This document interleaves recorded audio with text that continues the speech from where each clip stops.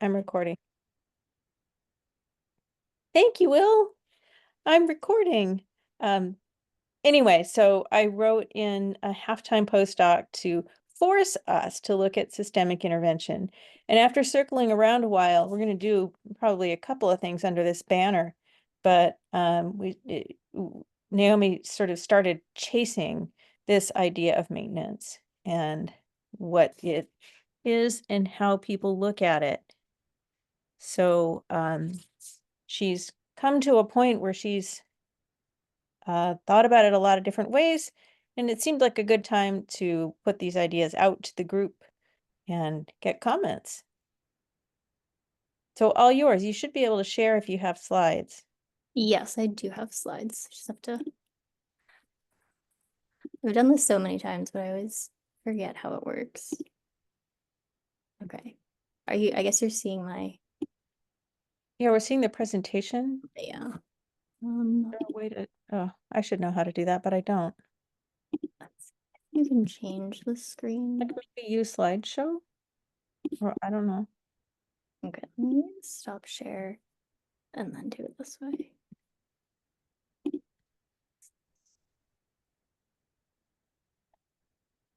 Yeah.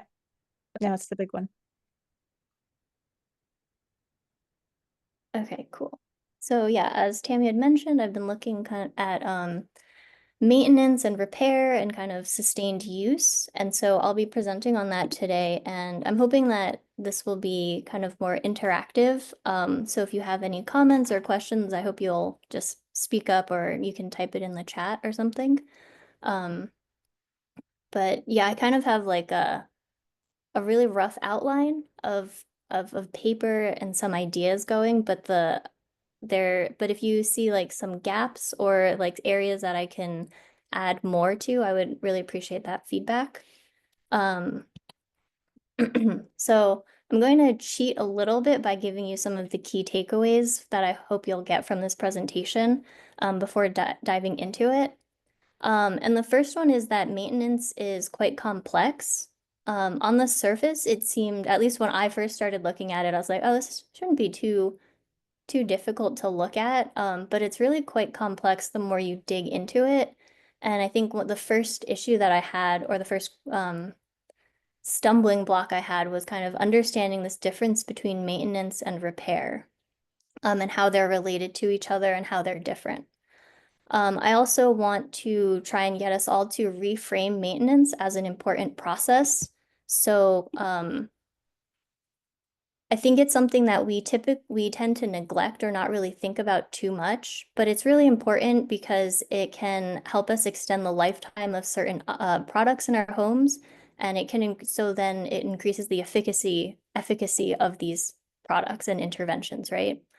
And so they're necessary for the sustained use of a product or an intervention, because you need to maintain an item in order to continue to use it. And these are especially important for health interventions, because you can give someone like a water filter, but if they stop using it, then they're not going to receive the benefits of the cleaner water.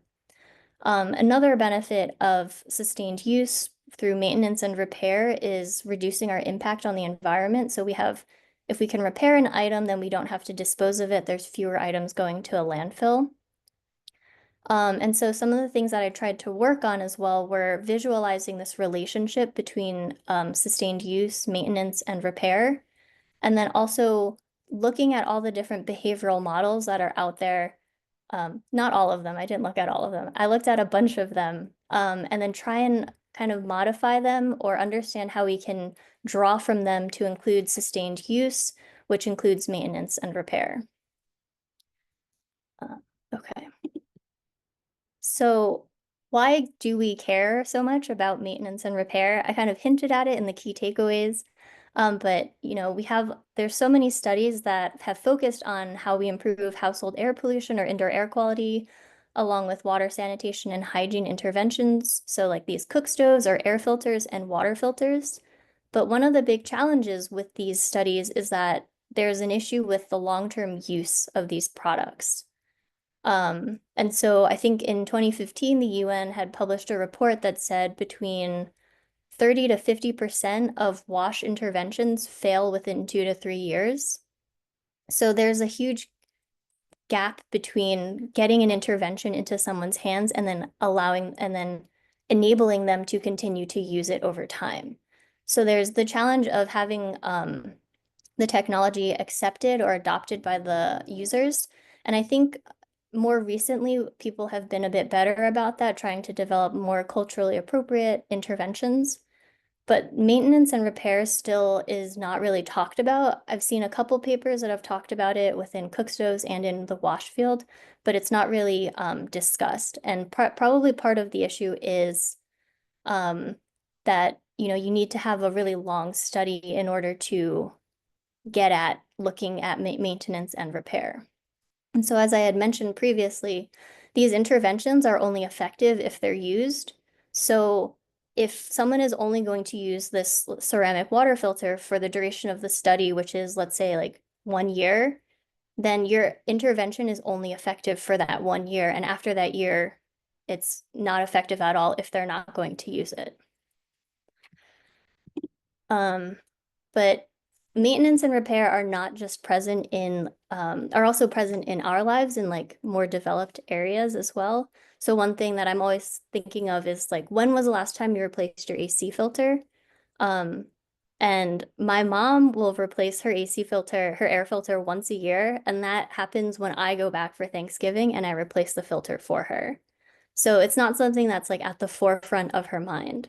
So it's, kind of trying to understand how and why do people remember to replace their filter or and what prompts them to do this. So I think part of the challenge with this is the fact that there are no very clear prompts or notifications, right? There's no light or noise that goes off when you need to replace your filter. Um, and these filters tend to be behind grates, so you don't really see them, so you can't see them as they're getting more and more dirty. There's also a challenge with the convenience or the ease of the maintenance. So these filters sometimes are located on like the side of the wall. I've seen one in the ground, like in the floor, but like in this photo, you can see it's in the ceiling, so it's a little bit harder to access. So it's not as convenient to replace. So that might be a barrier for someone to go and replace the filter. Then there's also the consideration of like, what happens if you don't replace your filter regularly, right? So we replace these filters so that we can make sure that our central air system is functioning well and efficiently, and it can help lower our costs of heating or cooling. But are these things perceptible to the people that live in the home? Like, do they notice it? And then there's also the decisions that have to be made. So like, what size is the filter that you have to replace it with? What type of filter are you going to replace it with? So it's like a very simple action of replacing your filter then falls down into these many steps. And the more steps you add, the less likely someone is to engage in that behavior. And so there's this connection that we have to make between the technology and then the person's behavior. And so I'm going to start talking about some of the models that I found, models and frameworks and theories that I found in the literature that I thought were kind of applicable to sustained use. And the first one is Fogg's behavior model, which is used to understand how and why people take certain actions. And so here they have this equation B equals MAP, which says that the behavior, or B, happens when there's sufficient motivation and ability, and then there's a prompt that reminds a person to take that action. So motivation can be like emotional or social or practical needs. So these include rewards, punishments, a sense of personal accomplishment, social approval, or just disinterest in the action itself. And so this is a place where, researchers and designers can kind of encourage certain actions to take place. And then there's also the ability or how easy it is for an action to be done. So this includes things like physical effort, the time required, the money, access to resources, and your cognitive load. And cognitive load is like how much thinking you have to do. And with maintenance, I would say, the cognitive load can be kind of high sometimes because you have to do a little bit of troubleshooting to figure out what needs to be done. So that might also influence why maintenance is not really at the forefront of our minds in general. Um, there's also prompts, which are stimuli that cue a person to action. So they can be external, so notifications like a light or a noise. They can also be environmental. So if there's a wildfire, you maybe notice that and then think, okay, let me turn my air filter on. And then they can also be internal, so like your thoughts and your feelings. Um, okay. And then another model that I looked at is called the stages of change or trans-theoretical model. And so this model says that behavior change is a process and that people move through these stages at their own pace. So it starts with pre-contemplation, where you have no intent of changing your behavior, and then you become aware of the problem, but you don't really want to commit to changing your action. And you move along this cycle until you actually change your behavior. And once you change your behavior, you enter a maintenance phase where you're going to try and replace your old habits with new habits. But, as we're all human, we sometimes relapse and we fall back onto old patterns. Um, so this cycle also says that you can enter or exit it at any point. So you might change your behavior, might modify it, but then you decide, I'm not going to, or you fall back on bad habits and you enter back into like pre-contemplation where you're fine with the old bad habit. Um, and so this model is showing that behavior change is dynamic and it evolves over time as you engage with the new behavior.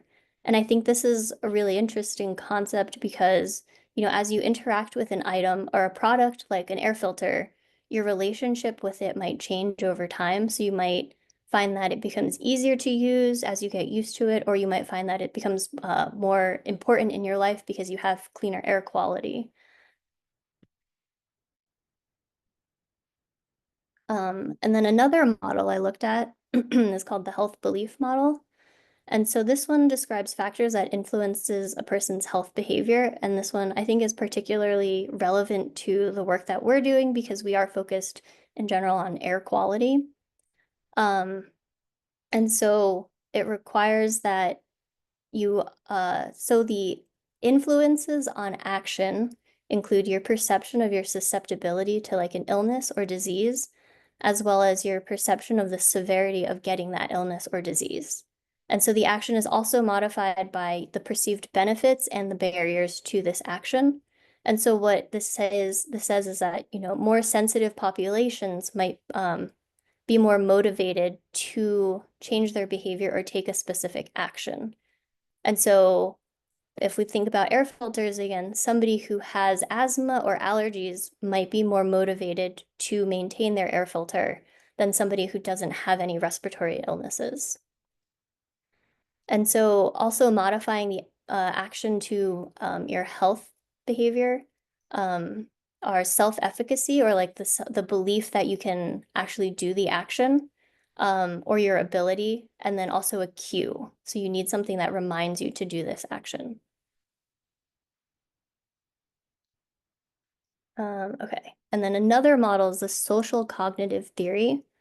And this one is saying that learning occurs in a social context through observation and dynamic interactions between the person, the environment, and behaviors.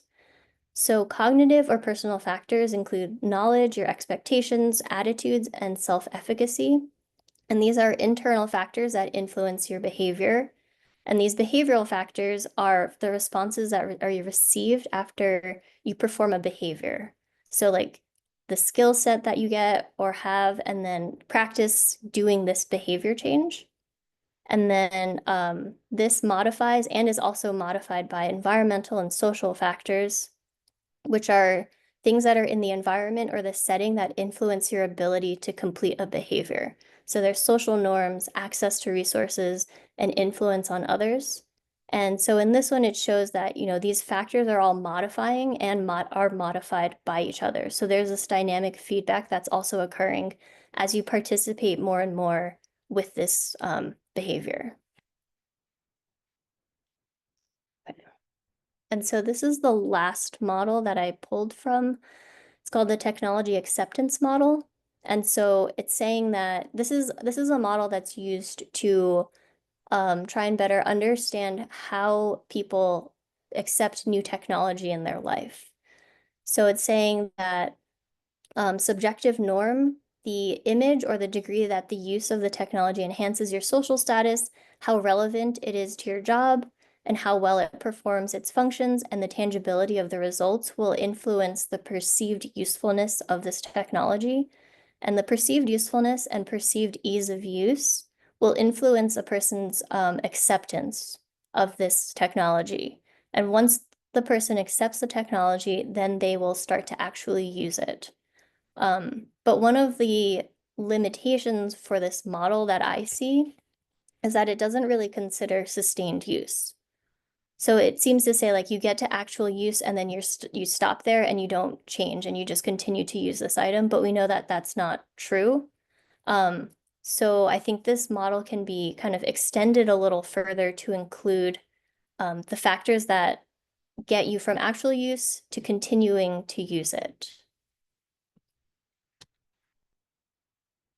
Okay, so I'm gonna switch gears a little bit and come back to maintenance and repair. Um, Maintenance and repair, as I kind of mentioned earlier, is present in many different fields.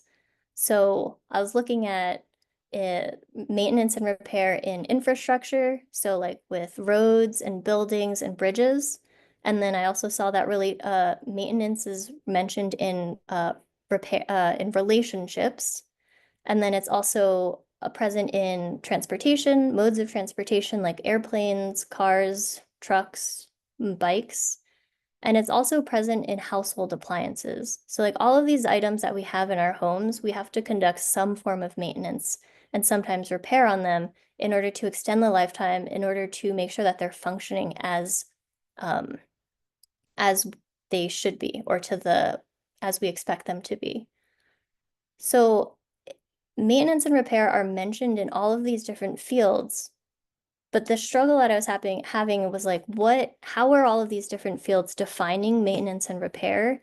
And how are they distinguishing between the two of them? And how are they similar? And so here's kind of like a little subset of definitions that I found in the literature. And so within relationships, maintenance is defined as keeping the relationship in its present state. And then they define repair for relationships as changing the relationship from its present condition and then restoring it to a previous state after decline or decay. So then there is a distinction that they make between maintenance and repair in this field. So then if we look at electronics, maintenance is Maintenance is defined as an activity that you take at like specific intervals while the device is operating satisfactorily to reduce or eliminate the accumulated deterioration. Whereas repair is the activity you take when the device needs to be restored to working condition after a failure has rendered it inoperative. So even though relationships and electronics are quite different from each other, there are some similarities in the way that they're defining maintenance and repair, right? Where maintenance is saying that the for maintenance in relationships, it's saying that the relationship is still functioning fine, but you're doing these actions to keep it in its present state. And then so for electronics, it's the same thing where the device or your system is operating fine or it's working fine. And so you're just doing maintenance to make sure that it doesn't fall into complete disrepair. Whereas for repair, they're both saying that something has happened to make it not function anymore. And so you need to conduct repair activities to return it to its original function or to a working function. Then when I looked at industry and in the sustainability literature, both of them, industry didn't really define repair explicitly, and then sustainability didn't define maintenance explicitly.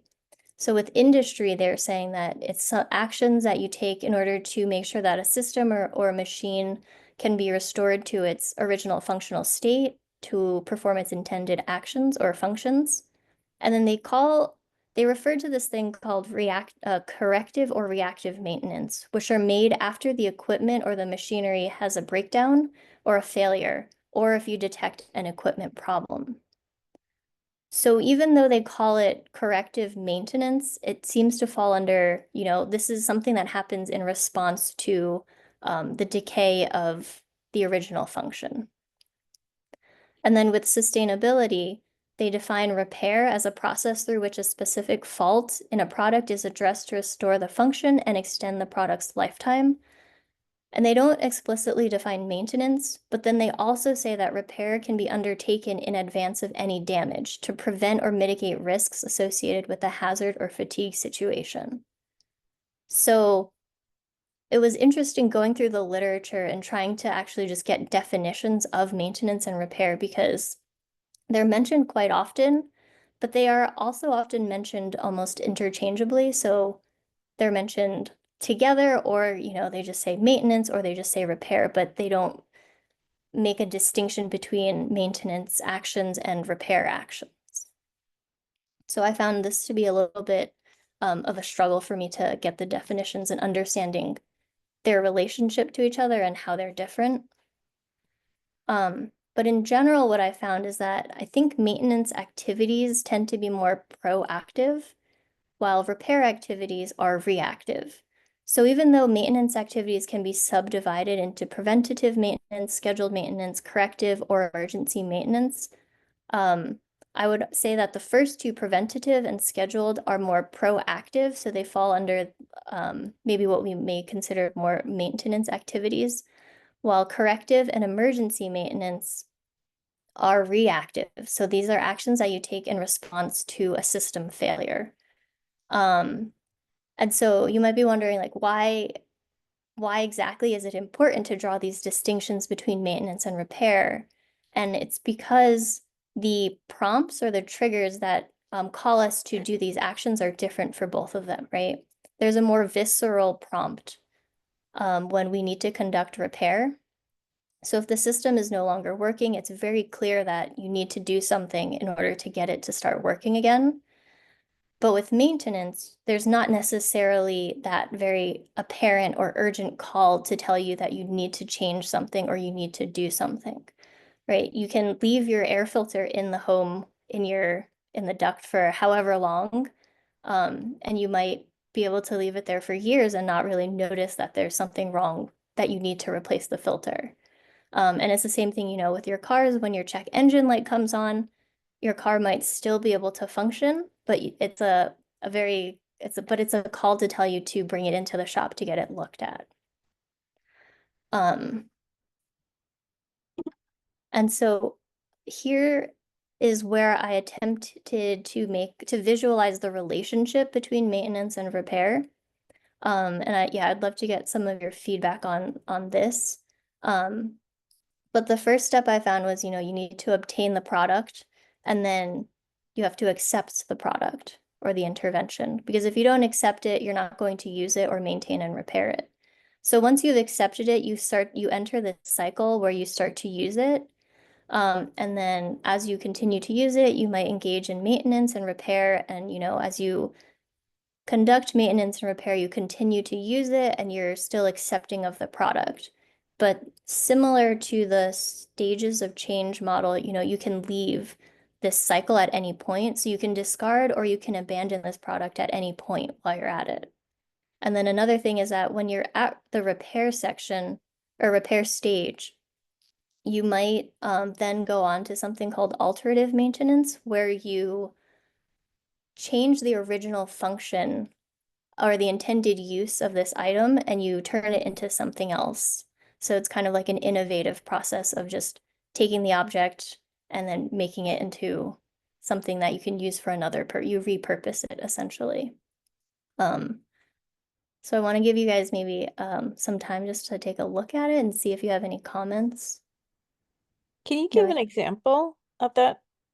of alterative maintenance. Yeah, yeah. Yeah, so I'm not sure, well, let's see. I'm not sure if it fully qualifies, but I was looking at this online and um, you know, if you have people were showing like a vacuum cleaner, and so you can maintain it, you can repair it, and then someone had turned it into like a little go-kart that you could have kids drive. So it still functions as a vacuum cleaner, but it also functions as like a toy almost.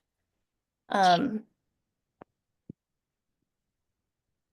Are there any forms of it where it has like the same function? Like, so what's the alterative maintenance in response to? Is it in response to a breakage and then somebody decides, oh, I'll do something else with it?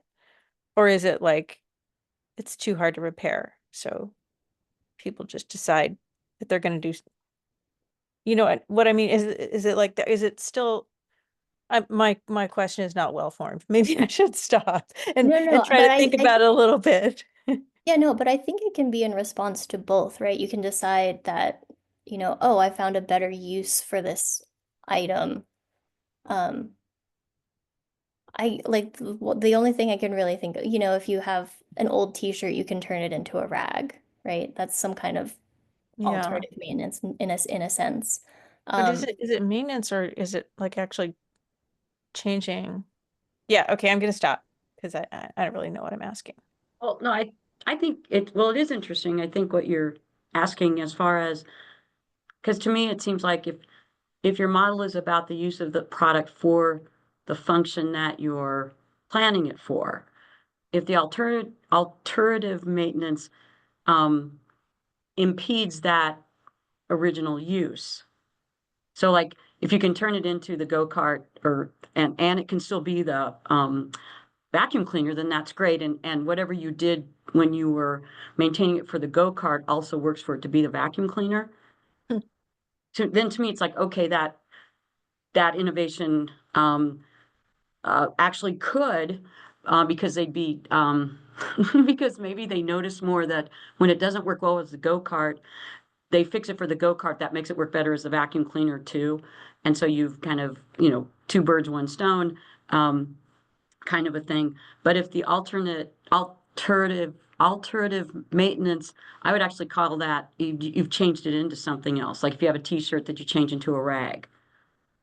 Um, I think Yeah, I think you're that's saying like, it to me, better that's than a me. different model. But mhm.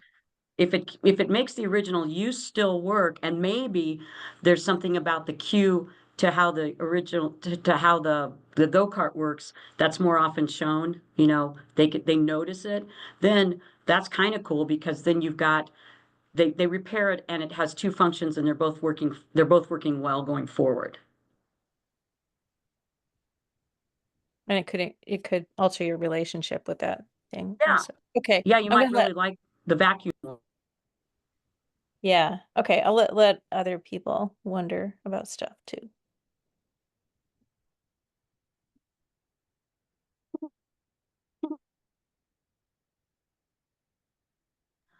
Oh, I had a question, Naomi, about when you were kind of talking about the different kinds of maintenance. I think it was we talked about, what was the one, like emergency maintenance or something like that. Hmm. Yeah. So when does something what's the line between emergency maintenance and repair? I mean, is emergency maintenance like it's about to break, but it's not broken yet? You could still use it, but you're kind of playing a time game there. So the way I understood this was, so I think the emergency maintenance came from, I think maybe robotics, like the robotics literature. And in that one, they hadn't explicitly defined what repair was. And so what I think that they had, but the way they defined emergency maintenance was like, oh, if something breaks, it's an emergency and you need to fix it. So what I was thinking is that like emergency maintenance kind of falls under repair more than maintenance, even though it's called emergency maintenance. And so, yeah, I like what you were saying kind of gets at the messiness of maintenance and repair and the lack of kind of clear boundaries and between these two actions. Yeah. Oh, yeah. No, and that makes sense. Thanks. And that kind of leads to my next question, which was, um, I think there could be like when we're thinking about the person and the way they think about the adoption of the technology or thing, there's in part what you may be seeing a little of might be how people respond to something that the idea between I have to maintain it or I have to fix it. and they're already, they have, based on their prior experience, they're going to have expectations about that difference. Like, oh, it's, they probably will think of maintenance as easier or less expensive than repair. And I was thinking about, like, when you look at how a new technology is marketed, or, when you're have opinion leaders talking about it, they also may be thinking about, you know, uh, how a person's going to respond to a maintenance schedule versus a repair schedule or something. So I think that that could be part of what, in part, you're seeing, like, emergency maintenance may sound better than repair to the person who's going to get that robotics thing. And that's just built out of our schema for those two different kinds of things, I think. Interesting. Which is kind of cool too. I mean, thinking about, like, with the technology adoption model, or a lot of that's also in the diffusion of innovation model, which also I don't think addresses repair either, or, that idea of the maintenance of it. I'm not sure, because it does talk about the adoption of something over time. So it does have that piece of things in it, because it does talk about the critical mass you have to get to, that you can have enough of whatever it is that it could be, enough people know how to repair it, and so on. So it has maybe a little bit more of that idea in it than the technology adoption model does. But this is interesting, very interesting. Cool. Yeah, no, yeah, I'll look into the diffusion of innovations theory. I think I looked at it very briefly, and I thought it was more just showing, because I think it often shows that like bell curve of like when people adopt the technology, and I was like, okay, but I'll look into it more. But it has characteristics of Yeah. adopters, and that might be where Marilee's talking about. Mhm. So combining a couple of ideas from the different models, the health belief models seem to have some combination of the severity of the consequence with your sensitivity. And so I was wondering if emergency gets defined by the severity with the consequences. Like, it feels like an emergency if you can't get to work, for example, Mhm. whereas it doesn't feel like an emergency if your check engine light is on. Yeah. But I don't Yeah, know I don't know how robotics people would define it, but if you shut down a whole assembly line, for example, that might feel like an emergency. true. Yeah. I mean, I think that that's also interesting in that I've found more of a discussion of maintenance and repair in industry, in transportation, and like infrastructure.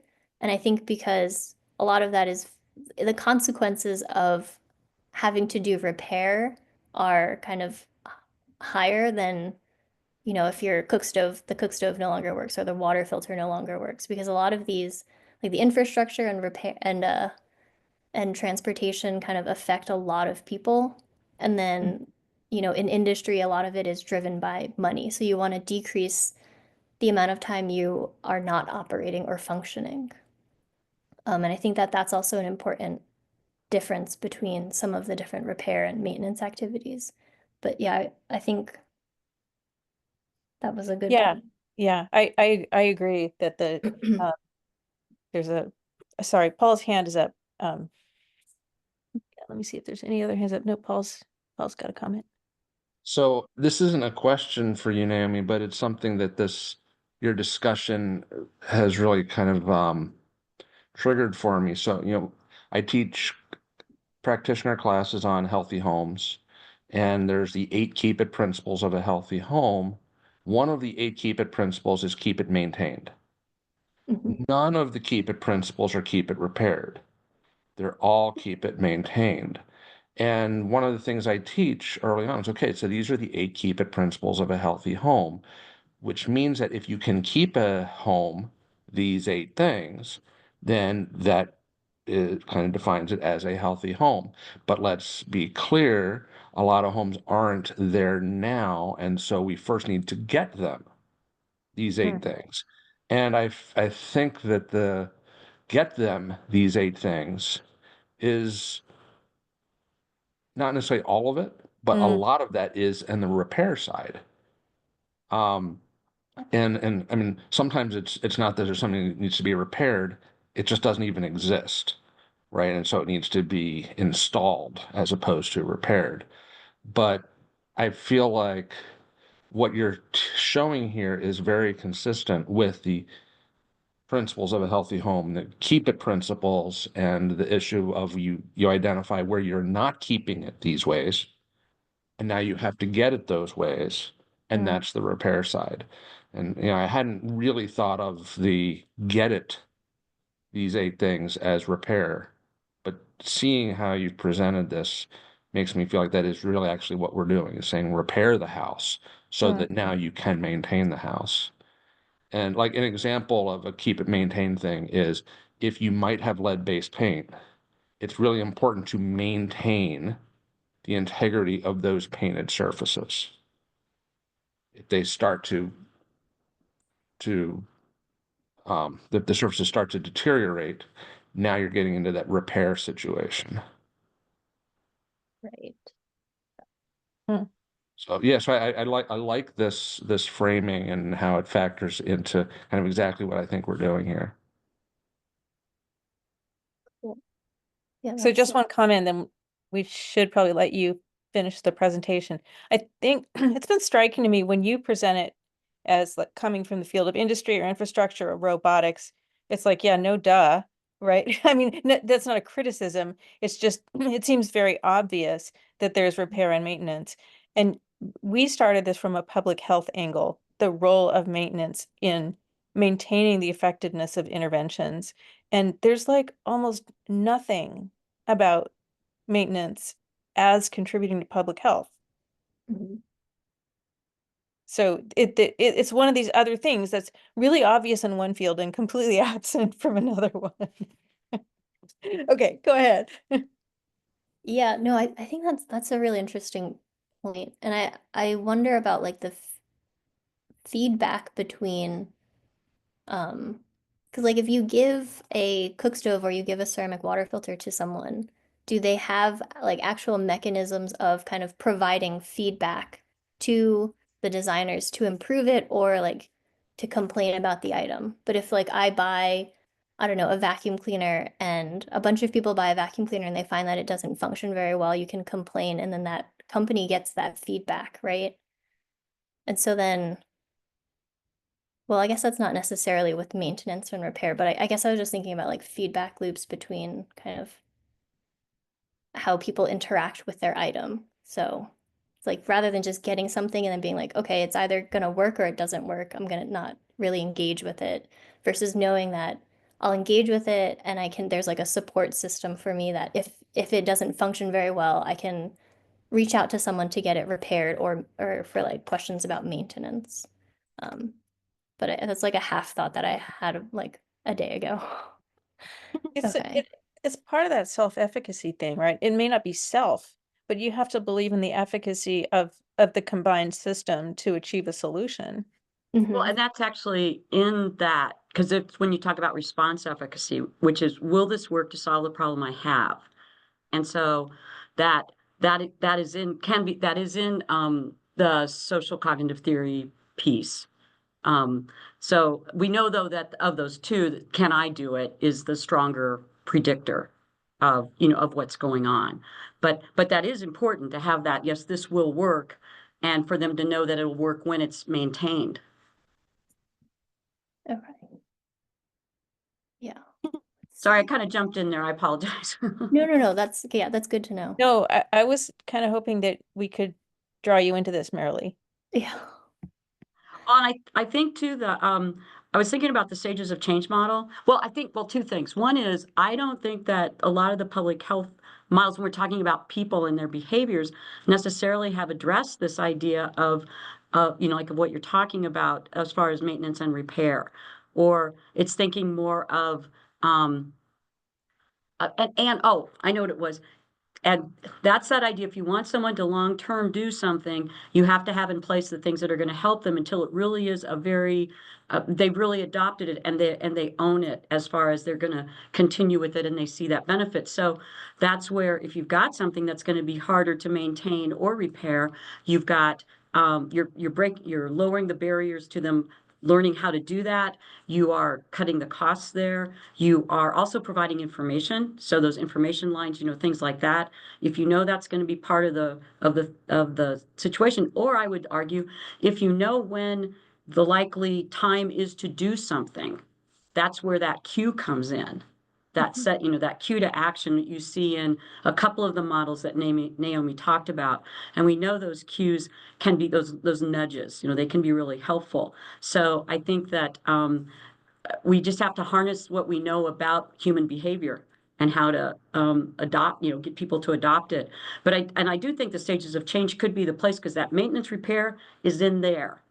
It just needs to be articulated. And the stages of change model it's pretty dang vague. It could use some help, quite honestly.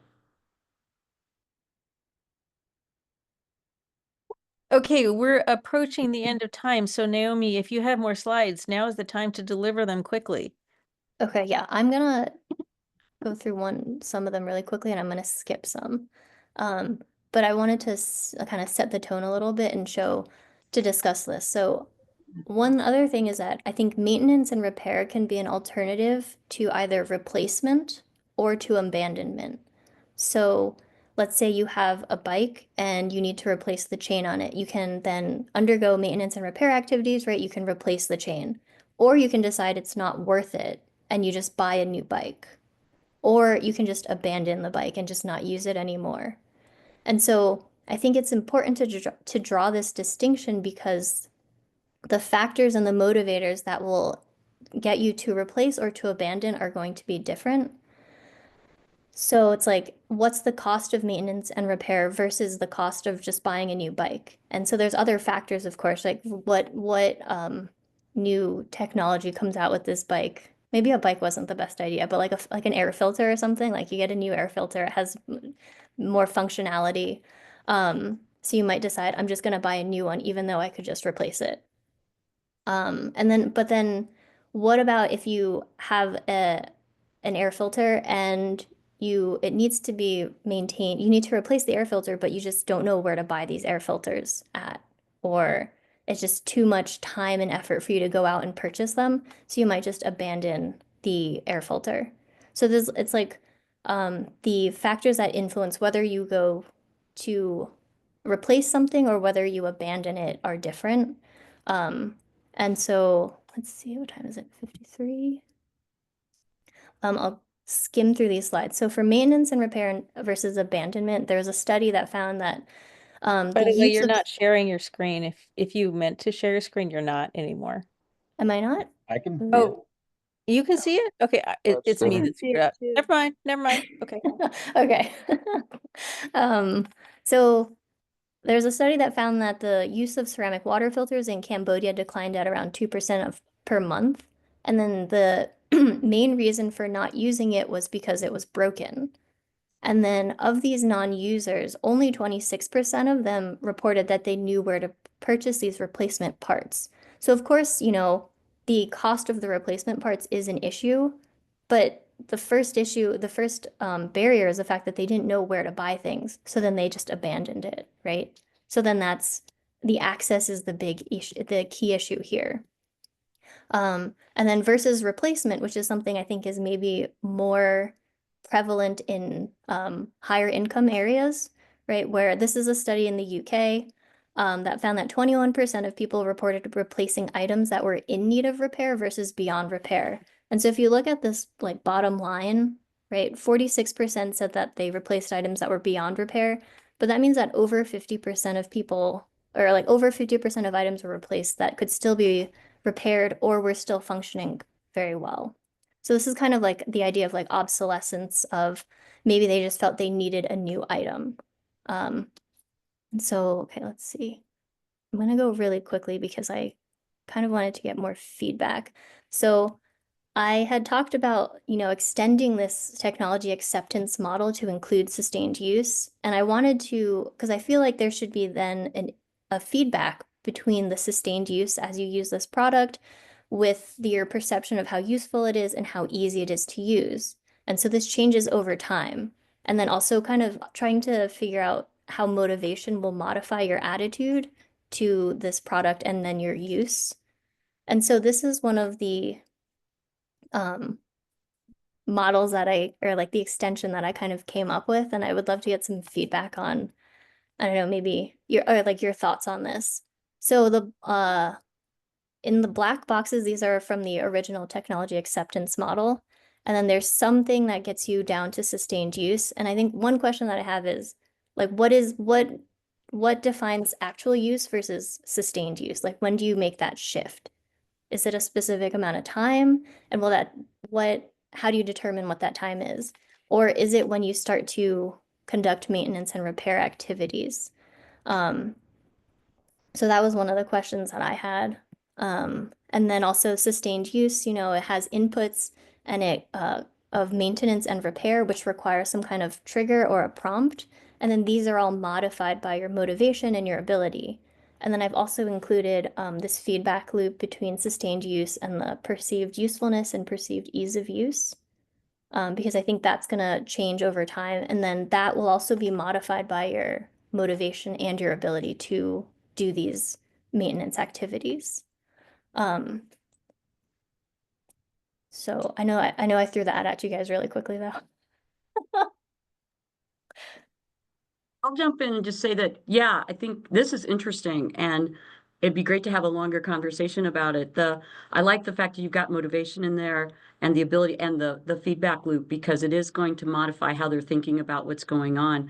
I'm wondering if you need to put in, and it could be part of motivation, would be that idea of what else is available, because I think that's, like we're in more of an age of, well, just replace it, don't fix it, or there's a newer model that comes out that has more bells and whistles, and so someone might be, well, the cost of maintenance versus the cost of new. So that's also something that could be part of their motivation. So motivation could be not only how attached they are to that thing, because we build those anthropomorphic attachments, but also the idea of that cost benefit analysis that someone might do, as well. I think too, the other thing that's going to come in, and this is just pulling in a whole bunch of the human pieces of it, but would be, what are subjective norms about it? What are other people telling them? Putting it into more of that social atmosphere, for want of a better word. That kind of is everything that you've got there would be in it. But I think you've got the social norms at the beginning, and I would probably keep those in there because they are going to influence that motivation, I would argue. Yeah, I can definitely. And I would agree also, like health benefits and your home benefits as you engage with it, your use of it is going to change that or Yeah. modify that. Yeah, that's definitely going to be part of it too. I would agree that, do they notice a difference? How are they perceiving that? Because I think that will influence things definitely. Yeah.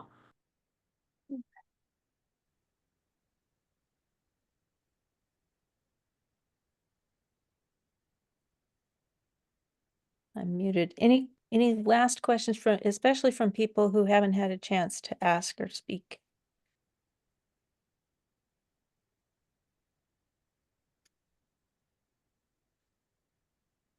Well, I think as with many presentations, the first hour is for the presentation, and then there should be a second hour for discussion and whiteboarding and working stuff out. So we'll maybe try to set up a session with a smaller group and maybe try to rope in Erica with the human factors work. But I think this is something that it's worth building out.